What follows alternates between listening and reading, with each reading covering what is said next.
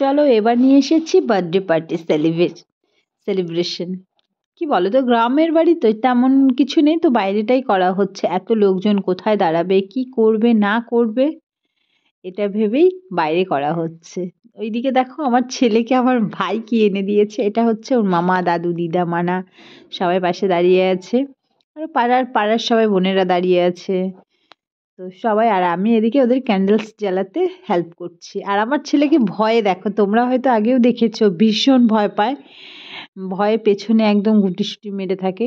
এই বছর দিদা আছে বলে হয়তো একটু কম হচ্ছে, তার থেকে বড় কথা ও একটু বড় হয়েছে এখন, এই জন্য হয়তো ভয়টা কম পাচ্ছে। জাস্ট তোমরা ফলো করবে, যখন জ্বলে উঠবে ক্যান্ডেলসটা জ্বলবে তখন, তখনকার মুখটা দেখবে ওর, ওর কি আকৃতি। যদি ক্যামেরাটা ঠিকঠাক, জানি না কার কাছে ক্যামেরা, ওই দেখো দেখতে পেলে, আমার দাদা আছে বোধহয় ক্যামেরাটা ধরতে। তো যাই হোক, যতটুকু করেছে, happy birthday to you, happy birthday dear Babai, happy birthday. সবাই দেখো গানটা করছে, আমি যেহেতু বোধহয় মিউজিকটা কেটে দিয়েছি। আর আমার এডিট করতে বসে কি বলে, এত ঠান্ডা লেগেছে না বাইরে ঘুরে ঘুরে, এডিট করতে ভীষণ সমস্যা হচ্ছে। তো আমিও তো অতটা ভালো এডিট করতে পারি না। আর এইদিকে দেখো আমার বোন মিষ্টি সবাইকে স্প্রে দিয়ে মাথায় চোখ মুখে দিয়ে দিচ্ছে, বাচ্চা তো বুঝতে পারছে না। দাদার কাছ থেকে নিয়েছে, তা তো আমি ওর কাছ থেকে নিয়ে আমি সবাইকে তুষারপাত করিয়ে দিলাম, মানে কাশ্মীর বানিয়ে দিলাম, সবার মাথায় যেন, সবার গায়ে যেন তুষারটা পড়ে। তো যাই হোক, গুটি গুটি পায়ে দেখো আস্তে আস্তে। আর সবাই আমার ছেলেকে এত কেক খাওয়াচ্ছে, ক্রিম, প্রথম কথা আমার ছেলে ক্রিম খায় না, ক্রিম খেলে বমি করে দেয় ও, বিভিন্ন ধরনের সমস্যা আছে, সবাই একটু একটু করে খাওয়াচ্ছে। আর এই যে আমার দাদা, তো যাই হোক, কেউ হয়তো আশীর্বাদ করছে, গ্রাম তো যার যেমন সামর্থ্য সে সেই রকম গিফট দিচ্ছে, টাকা দিচ্ছে কেউ হয়তো। তো হচ্ছে সবাই ওকে একটু একটু, এত কেক খাওয়াচ্ছে, ক্রিমও খেতেই চায় না, পায়েস এগুলো খেতে চায় না। তোকে আমি বলছি, বারণ করছি, দিস না দিস না, ও খাবে না, তো জোর করে খাওয়াচ্ছে।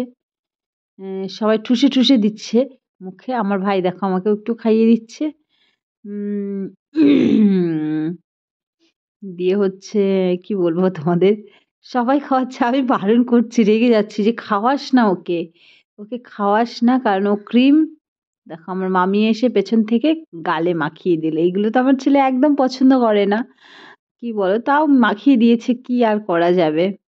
তোদেরকে বলছি আমি, ক্রিম লাগিয়ে দিও না, ক্রিম খাইও না, কারণ ক্রিম খেলেও বমি করে দেবে, এক্ষুনি অবস্থা খারাপ হয়ে যাবে।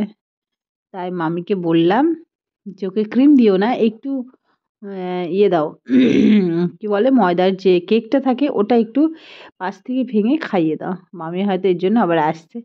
তো আমার বান্ধবী আছে, তুই একটু দাঁড়া, তোর একটা ছবি তুলি, তুই একটু খাইয়ে দে ছেলেকে, চিৎকার করছে। তো আমিও ভাবলাম চলো তাহলে আমিও খাইয়ে দিই। এই দেখো আমার ছেলে আমাকেও খাইয়ে দিচ্ছে, আর আমি, এটা তো প্রত্যেকবারই একটা রুলস হয়ে গেছে, মাকে খাওয়াবে, মা বেটাকে খাওয়াবে। যদিও এই দেখো আমার খাবারটা এঁঠোটা নিয়েই, মানে ওর মৌমানা বলতাম তোমাদের কাছে, এই মৌমানা হচ্ছে ওর প্রাণ। তো যাই হোক, দেখো দিদার সাথে আবার কেক কাটা হচ্ছে। ও খাবে না ক্রিম, বারবার বলেছি তাও শুনছে না। দেখো এবার অন্য একটু ক্রিম, হ্যাঁ এবার খাবে, দেখেছো। ও কিন্তু অতটা অবাধ্য না, কি বলতো, ওর ভাষাটা কেউ বোঝেই না, সবার ইচ্ছেটা ওর ওপরে চাপাতে চায়, কারণ ও যেটা পছন্দ করে না সে সেটাই সবাইকে খাওয়া। ও ক্রিম একদম পছন্দ করে না। তো যাই হোক, লোকজন তো ধরো রাত্রেবেলা চলে এসেছে, আহ, দিয়ে খাওয়া দাওয়া তো শুরু হবে। এবার সবাই বলছে চলো একটু ডান্স করা যাক। তো ডান্স তো অবশ্যই হবে, বিয়ে বাড়ি ডান্স হবে না সেটা কি হয় বলো। তো চলো দেখা যাক, ভিডিওটা স্কিপ করো না, সম্পূর্ণ ভিডিওটা দেখো। একসঙ্গে তো এত ভিডিও দিতে গেলে তো অনেকটা বড় হয়ে যাবে। আর এইদিকে দেখো অনেকে বলছে আমাদেরকে একটু তোমার ব্লগে আনো, অনেকে ব্লগে আনো, এইরকম বলছে। তো হচ্ছে দাঁড়াও একটু আনছি ফোনটা, তো ক্যামেরাটা নিয়ে এসে সবাইকে একটু তুললাম, যারা যারা বলেছিল। আর আমার ছেলে দেখো, এদিকে আমার ছোট মামা কেকটা কাটছে, সবাইকে তো দিতে হবে। কেকটা কিন্তু অনেক বড়, ক্যামেরায় কতটা বড় দেখাচ্ছে জানি না। এটা হচ্ছে 3 পাউন্ড।